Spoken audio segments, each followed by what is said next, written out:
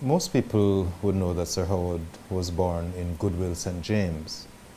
And Goodwill, St. James is one of the free villages that was established by the Presbyterian Church, which is now part of the United Church in Jamaica and the Cayman Islands. And as a consequence, his life in the church began from an early age. I think many people think of him as teacher and as politician, but not many people remember the significant contributions he made to the church. And Sir Howard would have been raised at a time when the three pillars of the society would have been church, school, and state.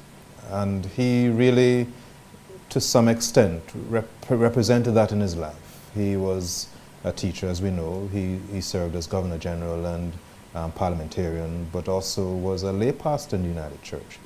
And not only that, if you were a teacher in his day, you were also part of the church for the most part. And that would involve him being organist, church school teacher, the substitute preacher when the minister wasn't in the worship service.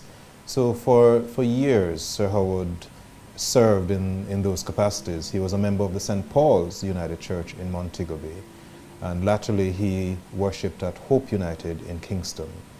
In between, he served as lay pastor for the Farm Heights United Church, a congregation that evolved and grew under his leadership.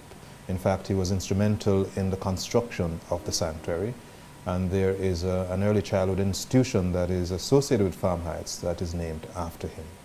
So he was a Governor General during the week, and on a Sunday he would put his robe and his cleric, well, he didn't wear clerics, but he would put his robe on and went to Farm Heights to serve the community, because he felt that his office as Governor General did not deny him the opportunity to continue to serve the church at the local level.